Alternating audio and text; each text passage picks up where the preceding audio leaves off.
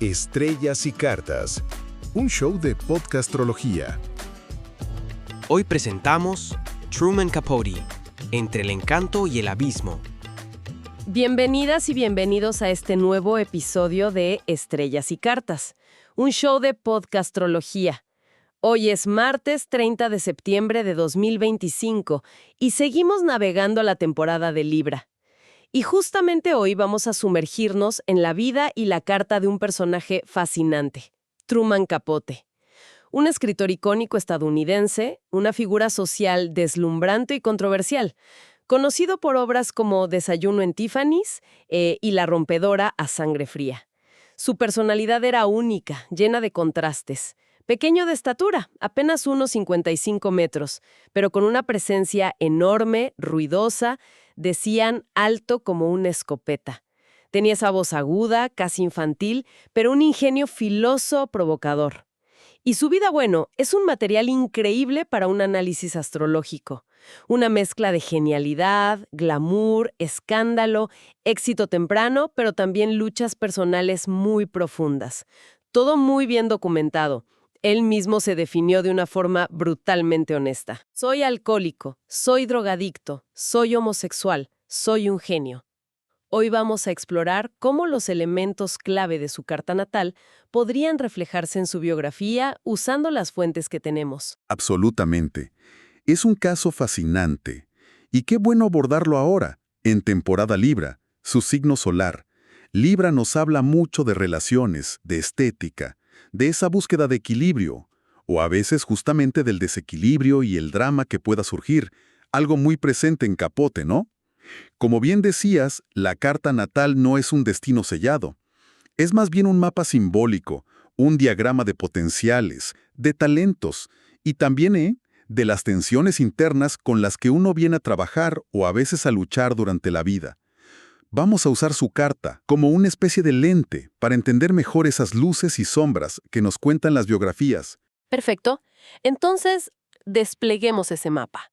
¿Por dónde empezamos a leerlo? ¿Cuál es la primera capa, digamos, la que ve el mundo? Empecemos por el ascendente. Astrológicamente, el ascendente es como nuestra máscara social, ¿viste? La primera impresión que causamos, cómo nos proyectamos al mundo casi sin pensarlo. En la carta de Capote, el ascendente está en Acuario. Y esto, bueno, ya nos da una pista enorme sobre esa imagen tan particular que tenía. Acuario. Eso me suena a originalidad, quizás un toque excéntrico. Exactamente. Un ascendente Acuario da un aire de individualismo, de ser diferente, único. A veces hasta un poco desapegado, intelectual, como si miraran todo desde un ángulo distinto. Les interesa lo social, lo humano, pero a su manera. Suelen romper convenciones, a veces hasta disfrutan provocando un poco para sacudir las normas. Y si miramos un poquito más en detalle su carta, vemos que Urano, que es el planeta que rige Acuario, está en Géminis y en la casa 3. La casa de la comunicación, la escritura. O sea que esa originalidad se expresaba directamente en cómo hablaba y escribía. Precisamente. Potencia esta singularidad justo ahí, en su forma de pensar y de comunicarse. Wow, eso le pega increíble. Las biografías lo describen desde muy joven con modos afeminados y poses provocativas. Siempre destacando, ¿no?, esa sensación de ser un outsider, incluso cuando estaba en el centro de la escena. Su físico menudo contrastaba totalmente con esa personalidad tan ruidosa, tan teatral. Cuando entró en el mundo literario de Nueva York fue como un personaje, algo totalmente nuevo. Y esa capacidad de observador agudo, a veces casi frío, es clave en su trabajo. Quizá esa mirada acuariana potenciada por Urano en Géminis le permitió moverse así entre mundos tan distintos. Ya sabes, la alta sociedad, los criminales en el corredor de la muerte. Observando todo, registrándolo todo. Totalmente. Esa es la fachada, la tarjeta de presentación, digamos. Pero si queremos ir al núcleo, a su identidad central, a su motor vital, tenemos que mirar el Sol. El Sol representa nuestra esencia, el propósito de vida, el ego consciente. Y como ya adelantamos, Capote nació con el Sol en Libra. Libra, el signo de la balanza, las relaciones, la belleza, la armonía. Suena un poco distinto a esa excentricidad de Acuario, ¿no? Ahí empieza lo interesante, la complejidad. El Sol en Libra busca fundamentalmente la conexión. Necesita la interacción, la validación a través de los otros. Hay un encanto natural, una diplomacia, un amor por la estética, el arte. El tema de la justicia o la injusticia es importante para Libra, pero, y acá viene el giro, en su carta, este sol libriano está en la casa 8. La casa 8. Esa es la casa que asociamos con Escorpio, ¿verdad? Secretos, poder, intimidad, transformación, las crisis. Justamente. Entonces, no es un Libra que solo busca la armonía superficial, es un Libra cuya identidad, Sol, se juega en el terreno de la intensidad emocional, los secretos, las dinámicas de poder, la transformación profunda, casa 8. Y además, su Sol está conjunto a Mercurio, también en Libra y también en la casa 8. ¡Wow! O sea, una habilidad tremenda para comunicar, Mercurio, sobre esos temas intensos, casa 8, usando el encanto y la persuasión de Libra. Exacto. Una mente y una voz puestas al servicio de explorar esas profundidades. Claramente necesitaba esas relaciones, Libra, pero las vivía con una intensidad, con una carga de secretos, casa 8, que iba mucho más allá del simple evento social.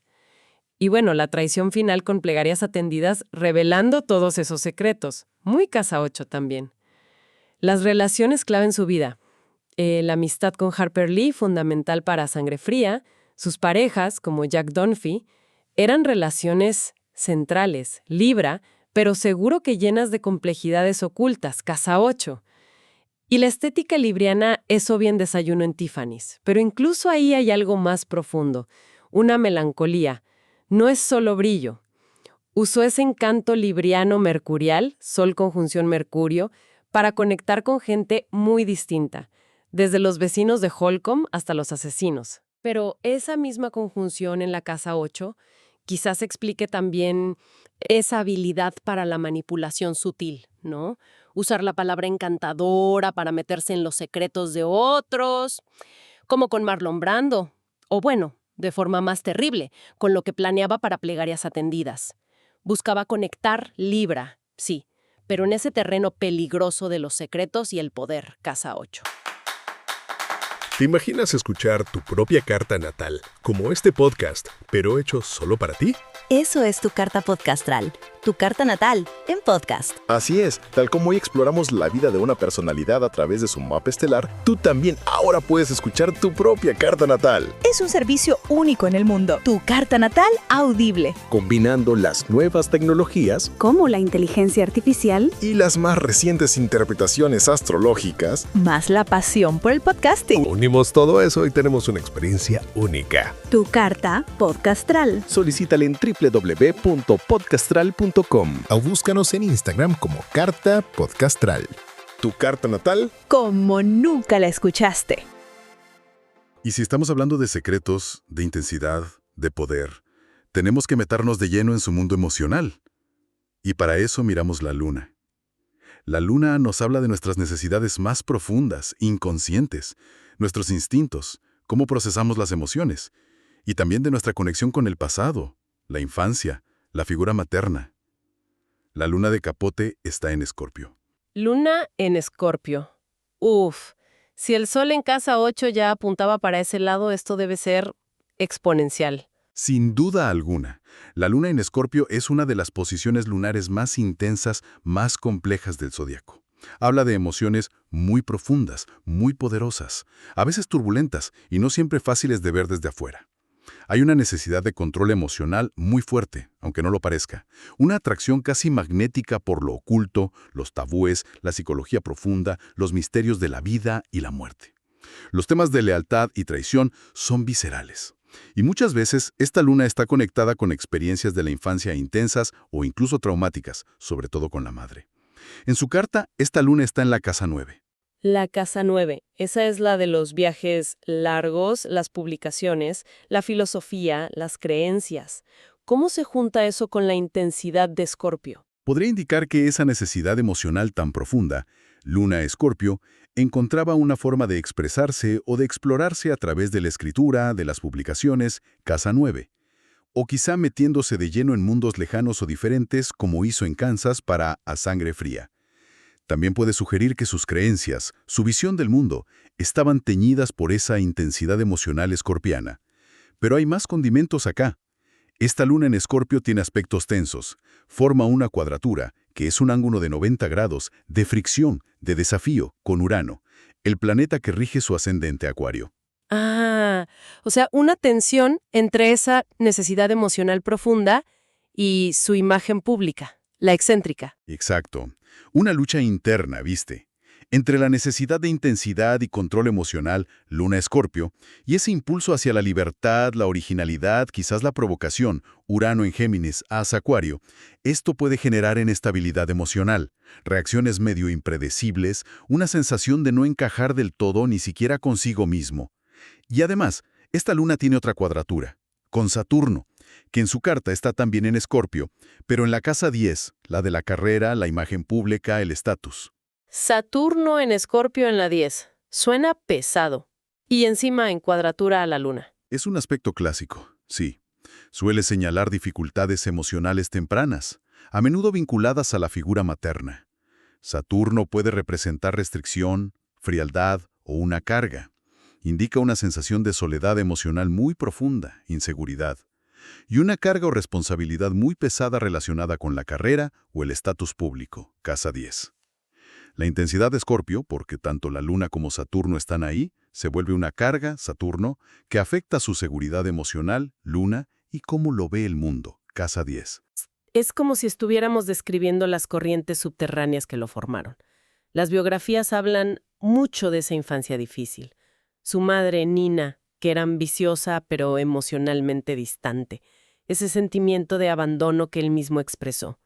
El padrastro, Joe Capote, le dio el apellido, una estabilidad material, pero quizá no ese sostén emocional profundo, justo lo que marca esa cuadratura Luna-Saturno. Y la luna en Escorpio resuena tan fuerte, con su fascinación casi obsesiva por el lado oscuro, el crimen de a sangre fría, su capacidad para meterse en la cabeza de los asesinos, sobre todo Perry Smith, con quien tuvo ese vínculo tan intenso y complejo.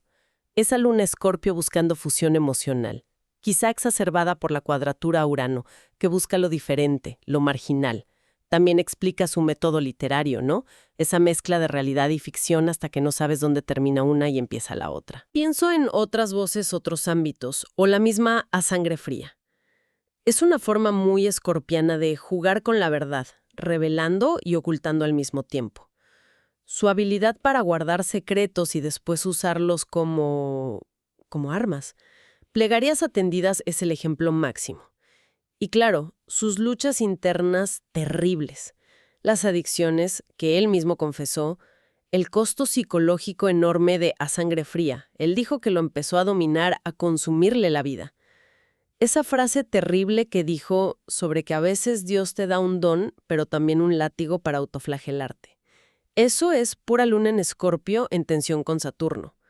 Incluso cómo manejaba las relaciones, eso de escribirle cartas separadas a Perry y a Dick para que no se pusieran celosos, muestra esa necesidad de control escorpiana. Es un retrato psicológico muy potente, sí, el que emerge de estas configuraciones.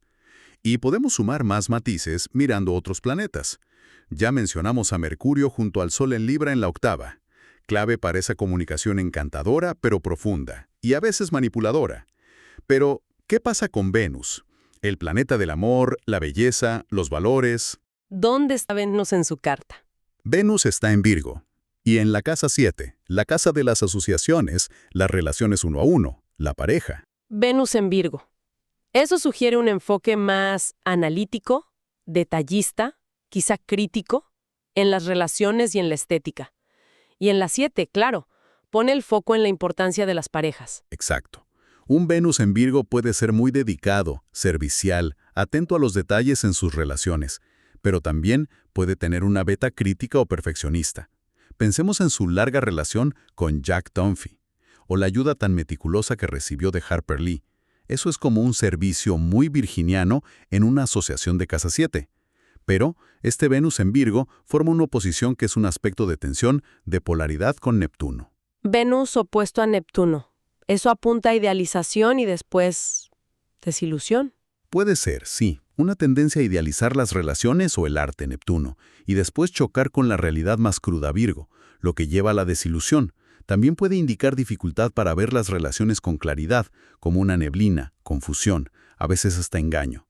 Y en el arte, se puede manifestar como esa habilidad increíble para mezclar lo real, el detalle, Virgo, con la fantasía, la ficción, Neptuno, borrando los límites. Algo central en su obra. Fascinante. El glamour idealizado de Desayuno en Tiffany's, Neptuno, contra la realidad más dura de Holly Golightly, esa tensión Virgo-Neptuno. Y en sus relaciones, quizá esa búsqueda de un ideal que después no encajaba con las imperfecciones humanas, o esas dinámicas complejas, a veces poco claras que cuentan las biografías.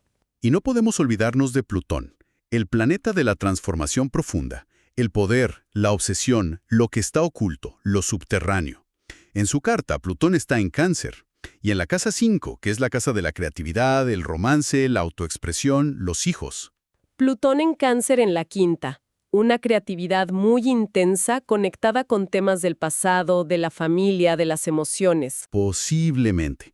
Una pulsión creativa, casa 5, muy profunda, intensa, quizás obsesiva, Plutón, conectada con lo emocional, lo familiar, el pasado, Cáncer. Su creatividad venía de lugares muy hondos y quizás oscuros.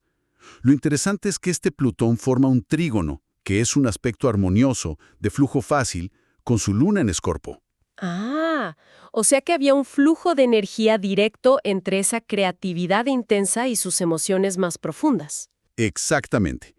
Eso le daba un acceso privilegiado, digamos, a ese pozo emocional escorpiano, para alimentar su creatividad Plutón en casa 5. Le permitía transformar, Plutón, sus experiencias emocionales más profundas, luna en Escorpio, incluso las más dolorosas, en arte. Es una fuente de poder creativo enorme. Pero claro, tratándose de Escorpio y Plutón, siempre está ahí el potencial para la obsesión o la autodestrucción, si esa energía no se maneja de forma consciente. Y esto nos lleva directo a Sangre Fría, ¿no? Esa obra que fue su cumbre y de alguna manera el principio de su caída. Nació de una noticia breve en el diario, viajó a Kansas con Harper Lee, se metió de lleno en esa comunidad, en la mente de los asesinos, durante años. La relación con Perry Smith, todo tiene esa marca plutoniana, escorpiana de inmersión total. Y su gran innovación, la novela de no ficción. Usar técnicas literarias, quizás ese Venus opuesto a Neptuno borrando límites, Plutón en casa 5 buscando la expresión potente, para contar hechos reales investigados al detalle, Mercurio en casa 8 buscando la verdad oculta, quizá Venus en Virgo aportando el detalle minucioso. La carta parece reflejar tanto la genialidad para crear esa fusión, Urano en Géminis para la originalidad comunicativa, Plutón trígono Luna para la profundidad psicológica, como el precio que pagó. Porque el costo fue altísimo. Él mismo lo dijo. Esa luna en Escorpio cuadrada a Saturno en la casa 10 sugiere que el éxito público, casa 10, tuvo un precio emocional terrible, Luna-Saturno. Una carga que quizás disparó esa tendencia autodestructiva que estaba ahí latente, Escorpio-Plutón. Y es una interpretación muy plausible, sí. La carta no dice esto va a causar aquello, pero sí muestra las tensiones que estaban ahí.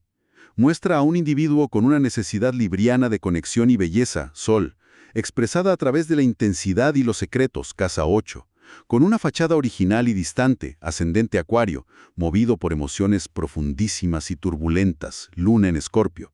Emociones que eran a la vez fuente de poder creativo, trígono Plutón, y de sufrimiento y carga, cuadratura Saturno-Urano. Sus herramientas, una mente aguda y comunicativa, Mercurio conjunción Sol, y una visión artística que mezclaba detalle y ensueño, Venus en Virgo opuesto Neptuno. Entonces, al mirar las biografías con esta lente astrológica, los contrastes de Capote ya no parecen tan al azar, ¿no?